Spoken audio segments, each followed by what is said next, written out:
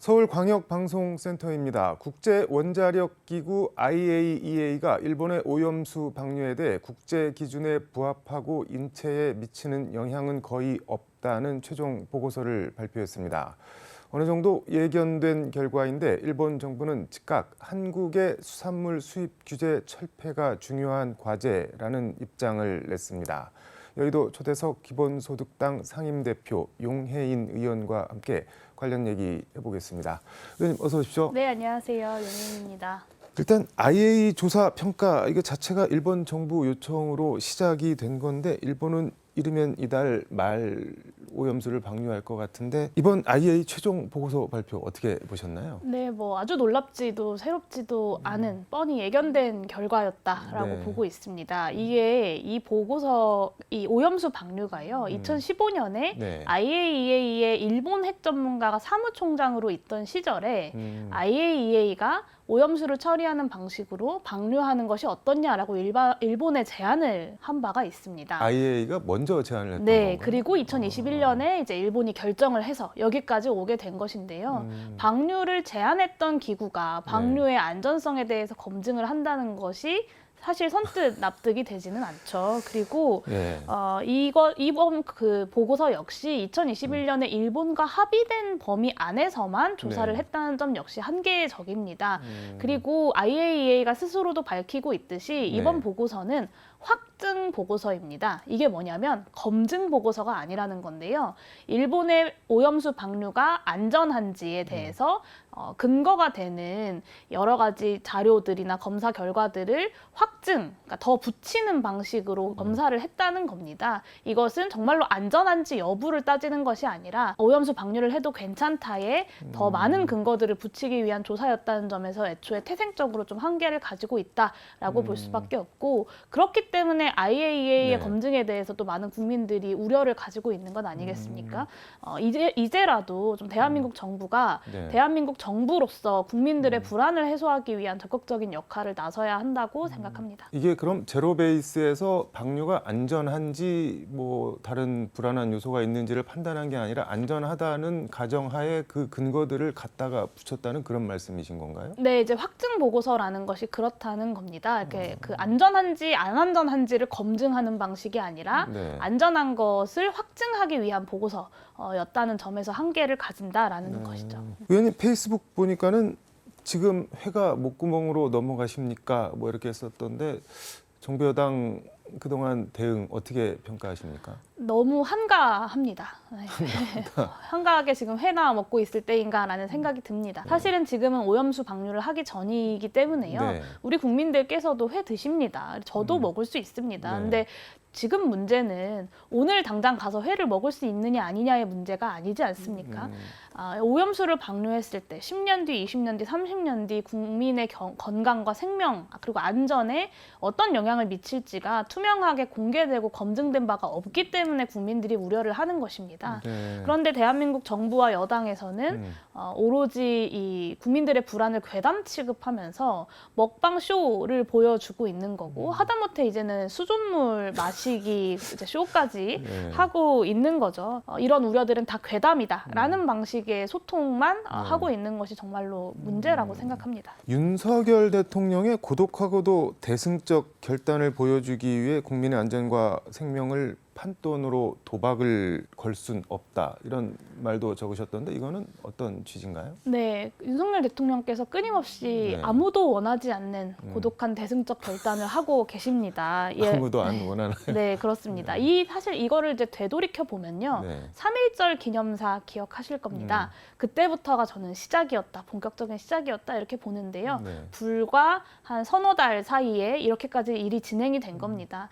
3.1절 기념사에서 마치 우리나라가 세계의 변화에 제대로 대응하지 않아서 식민 지배를 받았던 것처럼 이야기를 하셨던 그 부적절한 3.1절 기념사 이후에 아주 빠른 속도로 이제 그 일본과의 정상회담을 잡고 그 과정에서 아무도 원하지 않았던 강제동원 피해자들에 대한 배보상 문제를 제3자 변제라는 방식으로 혼자 결단을 하셨습니다. 네. 그리고 그 이후에 이제 후쿠시마 오염수 방류와 수산물 수입에 대해서 일본 의원들과의 만찬 자리에서 여러 요구가 네. 있었다라는 이제 우려 논란도 있었고요. 그리고 나서 시작된 것이 후쿠시마 오염수 방류입니다. 그러니까 일본 정부가 가장 오염수를 방류할 때 신경이 쓰이는 나라는 대한민국일 수밖에 없습니다. 네. 그런데 이 3월 1일 그 기념사 이후에 지금까지 쭉 흘러오는 이 굴욕 외교의 결과가 네.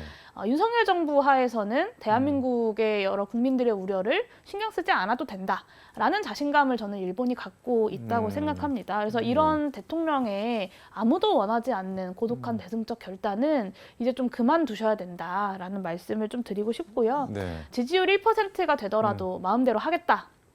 라고 이야기하시는데 네. 지지율 1%가 되면 내려올 생각을 하셔야죠. 근데 그렇게 될 때까지 권력은 유지하면서 하고 싶은 대로만 하겠다라는 것은 저는 국민들의 의사에도 정면으로 반하는 것이라고 생각합니다. 그 일본 정부 대변인인 관방장관이 한국의 수산물 수입 규제 철폐가 중요한 과제다. 뭐 적절한 형태로 대처해 나가겠다 하면서 사실상 이제 우리나라에 후쿠시마 수산물 수입하시라 이렇게 나올 것 같은데 이거 뭐 어떻게 봐야 되나요? 저는 당연한 수순이라고 생각합니다. 네. 일본의 오염수 방류를 동의하게 되면요, 후쿠시마 앞바다에서 잡히는 수산물의 수입을 반대할 근거가 없어집니다. 그러니까 오염수가 위험하다는 것이 괴담이라면 후쿠시마 앞바다에서 잡히는 생선이 위험하다는 것도 괴담일 수밖에 없거든요. 네. 그러니까 방사능 관련돼서 이미 안전한 범위 내에서 관리되고 있다는 것을 대한민국 정부가 인정한 것이기 때문에 일본의 요구는 논리적으로 지극히 당연한 겁니다. 그런데 당연히 이런 것이 예상됨에도 불구하고 대한민국 정부는 국민이 불안하다면 수입하지 않겠다. 네. 같은 의미 없는 말들만 반복을 하고 있습니다. 그런데 이렇게 되면 나중에 WTO에 제소라도 되면 과연 대한민국 정부가 승소할 수 있을까요? 저는 쉽지 않다고 보고요. 국민들의 우려를 그냥 괴담 취급한 네. 그 피해는 결국에는 국민들이 볼 수밖에 없다라고 생각합니다.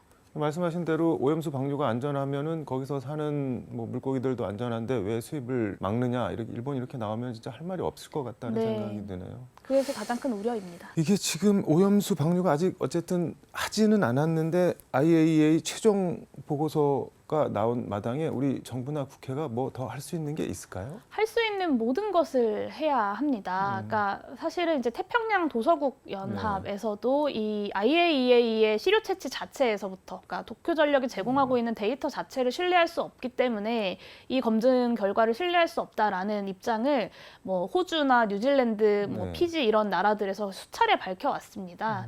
이런 우려들이 다 음모론은 아니지 않습니까? 국회에서는 제가 제안드리는 건 국민 투표를 하자는 것인데요. 네. 그러니까 국민 투표를 하면 일본의 방류를 막을 수 있느냐라고 묻는 분들이 계시지만 저는 대한민국 정부의 입장을 최소한 국민들의 의사를 확인하는 과정을 통해서 정해야 된다고 생각합니다. 네. 최인접국인 대한민국 정부의 입장을 국민 투표로 정하게 된다면 네. 일본도 그 결과를 그냥 무시할 수만은 없을 거라고 생각합니다. 아주 가장 실효적인 외교적 수단을 저는 갖게 되는 것이라고 생각하고 그 국민 투표를 하고 결과가 나오는 동안 네. 뭐 해양재판소에 제소를 한다거나 등등의 다양한 방법들을 써볼 수 있는 시간을 또 벌 수 있게 될 것이라고 생각합니다. 그런 면에서 저는 좀 빠르게 네. 국회가 해야 할 일을 다 해야 된다라고 생각합니다. 지금까지도 안 했는데 지금 윤석열 정부가 말씀하신 것들을 하려고 할까요? 윤석열 정부에 대한 기대라기보다는 네. 국회가 해야 하는 일에 대한 책임이라고 이해해 주시면 좋을 것 같습니다. 네. 지난달 30일, 지난주 금요일인데 이태원 참사 피해자 권리보장과 진상규명 및 재발 방지를 위한 특별법안, 이태원 참사 특별법이 국회 본회의에서 패스트 트랙으로 지정이 됐는데 그때 찬성 토론자로 나서서 아직 우리는 이태원 참사에 대해 알지 못합니다. 이런 말씀을 하신 게 상당히 인상적으로 봤는데 뭐를 지금 우리가 알지 못하고 있다는 말씀인가요? 사실 아직도 유가족들에게는 궁금한, 해소되지 못한 질문들이 많이 남아 있습니다.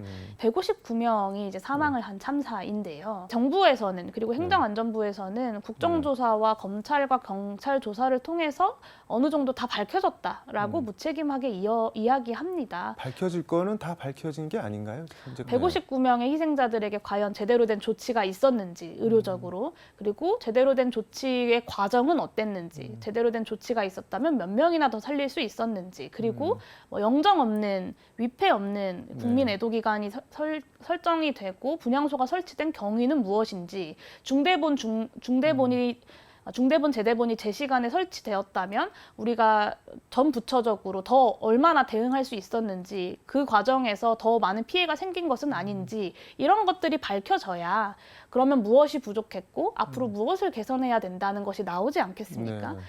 이태원 참사 압사당한 것이다. 그냥 사람들이 압력에 사망한 것이다. 이것이 참사의 원인의 전부다라고 정부는 이야기하고 있는데 이런 방식의 참사에 대한 접근으로는 다음번에 비슷한 참사를 막을 수 없을 것이라고 저는 생각합니다.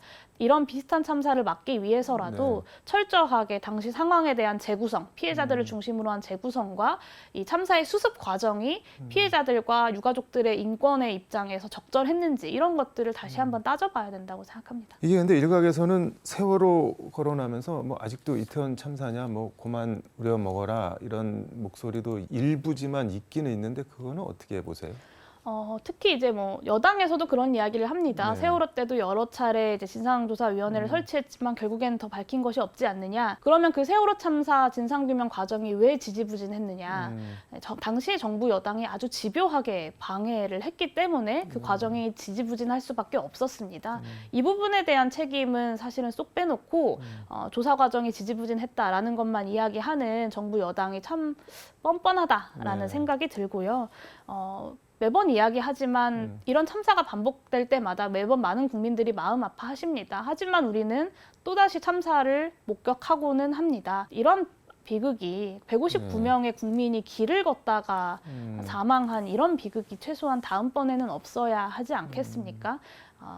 지난번에 그 북한이 그 비행 물체를 쏘았을 때 그 재난 문자가 울려서 난리가 났던 적이 있습니다. 그때 오세훈 서울시장도 그렇고 윤재호 원내대표도 그렇고 김기현 대표도 그렇고 국민의힘의 모든 간부들이 재난에 대해서는 부족한 것보다 넘치는 것이 낫다라고 이야기를 했습니다. 저는 왜 이태원 참사에도 같은 조건이 적용되지 않는 것인지 묻고 싶습니다. 그 패스트트랙 본회의에서 지정할 때 국민의힘은 권은희 의원 빼고 전부 다 표결 불참하고 퇴장을 해버렸는데 이게 아무튼 뭐 180명 넘는 3분의 2 의석 넘는 국회의원들이 찬성을 해서 통과는 됐는데 이게 이제 숙려 기간이 지나서 법안이 처리가 되면은 혹시 윤 대통령이 이것도 거부권 행사하지 않을까요? 어떻게 보세요? 저는 거부권의 명분이 없다고 생각합니다. 이 법안의 구체적 내용에 대해서 이견이 있으면 아까 말씀드린 대로 조율해 나가면 됩니다.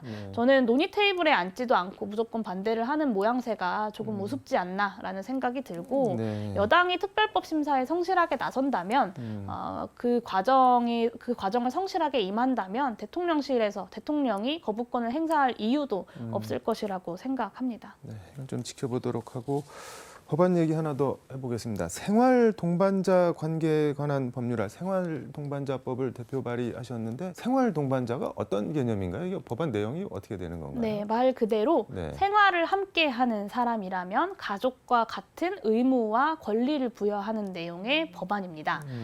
이미 대한민국의 가족의 형태는 굉장히 다양해졌습니다. 뭐 사별하고 난 다음에 새로운 사실혼 관계에 있지만 혼인신고는 하지 않고 살아가는 경우도 있고 친구들 간의 어떤 공동의 경제적인 생활을 해가면서 살아가는 사람도 있고요. 당연히 어떤 성소수자 커플이 있을 수도 있고 아니면 아주 신뢰하는 친구들 사이에 특히 노년에 서로 의지하면서 살아가는 분들도 많이 계십니다. 근데 이분들이 대한민국 법률 체계상 혼인과 혈연과 입양이 아니기 때문에 가족으로 인정받지 못하거든요.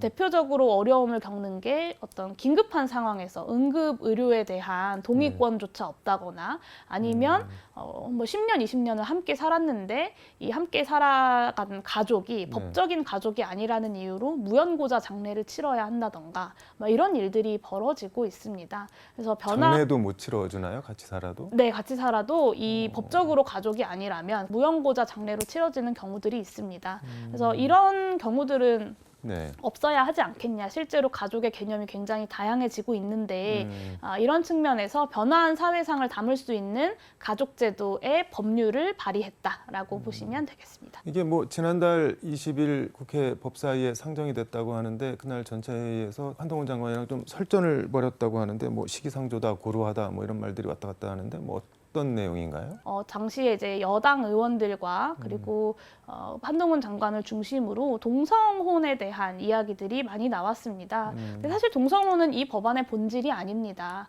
그러니까 물론 동성 커플이 가족을 이루고 살아간다고 하면 네. 생활 동반자 관계로 동등하게 인정해 주기는 하지만 이 법안 자체가 동성 커플들을 혼인의 관계로 엮어주는 법안은 아니기 때문에 전혀 다른 차원의 이야기를 마치 그것 때문에 문제인 것처럼 가져와서 여당의 네. 의원들과 한동훈 장관이 저는 선동을 하고 있다라고 보여지고요. 네.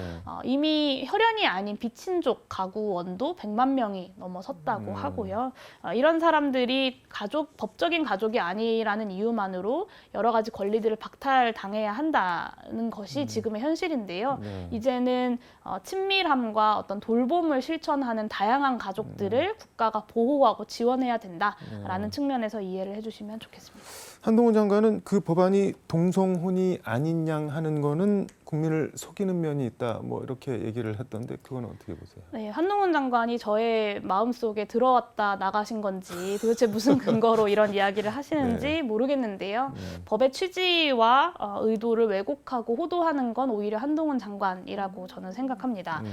생활동반자법과 동성혼 법제화는 앞서 말씀드린 것처럼 전혀 명백히 다른 정책적인 목표를 가진 다른 층위의 제도입니다. 아까 말씀드린 것처럼 두 노인이 예를 들면 두 할머니가 노년에 서로를 의지하며 함께 살아간다고 하면 그들을 가족으로 인정해 주자라는 것인데 여기에 괜히 성별과 성적 지향이라는 것을 한동훈 장관이 무리하게 개입시켜서 이 동성혼에 대한 여러 가지 색안경들을 끼고 이 법안의 본질을 왜곡하고 있다라고 생각합니다. 유호정 의원이 미니스커트에 배꼽티 입고 뭐 저 동성애 퀴어 축제에 참여한 걸 두고 막 이렇게 뭐 논란 뭐 이런 게 좀 있었던 것 같은데 그거는 개인적으로 어떻게 보셨는지 궁금해요. 네, 저는 뭐 사실 이런 게 2023년에도 논란거리가 되는지 잘 모르겠고 논란이 되는 것 자체가 논란처럼 보이시는 거죠. 사실 이제 몇몇 언론에서 기사화하기 전까지는 뭐 다른 국민들께서도 별로 그렇게 신경 쓰지 않으셨던 문제이지 않습니까? 네. 오히려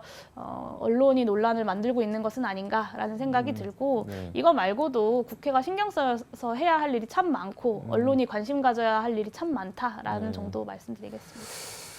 내년 총선의 기본소득당이나 의원님 거치도 궁금한데 마무리 말씀 겸해서 듣도록 하겠습니다. 네, 과장 조금 하면요. 네. 안녕하세요만큼 많이 듣는 말이 요즘에 이제 총선에 어떻게 출마할 거냐라는 말입니다. 네. 정말 많은 분들이 저와 기본소득당의 총선 전략에 대해서 궁금해 하시는데요. 네. 그만큼 좀 기본소득당이 다음 총선 이후에도 국회에서 일을 했으면 좋겠다라는 국민들의 기대와 네. 열망이 조금씩 커지고 있구나라는 걸 느끼고 있습니다. 기본소득당이 다음 총선에서 유의미한 결과를 내는 것의 가장 중요한 과제는 네. 선거제도 개혁을 잘 해내는 것이라고 저는 생각합니다. 네. 국민들의 뜻에 따라서 선거제도 개혁을 국회가 완수해야 된다라고 생각하고요. 단순히 국회의원 용해인 한 명의 재선보다는 새로운 정치를 하고자 하는 새로운 정당이 국회에 더 많이 등장해야 되고 윤석열 정부와 맞설 선명한 대한야당으로서 기본소득당이 국회 총선에 유의미한 결과를 내고자 준비하고 있습니다.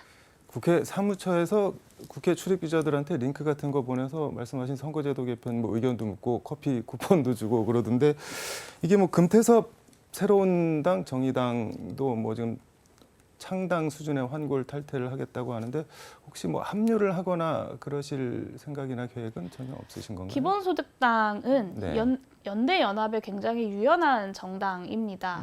기본소득에 동의하는 다양한 세력들과 네. 다양한 방식의 연대연합을 고려할 수 있다고 생각합니다만 과연 지금 이야기되고 있는 제3지대 정당들이 그런 전망과 비전을 가지고 논의를 하고 있느냐? 저는 조금 회의적입니다.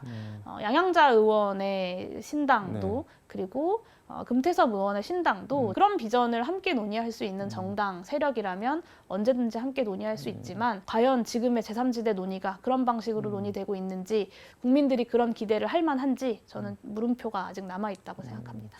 알겠습니다. 오늘 말씀은 여기까지 듣도록 하겠습니다. 고맙습니다. 네, 감사합니다.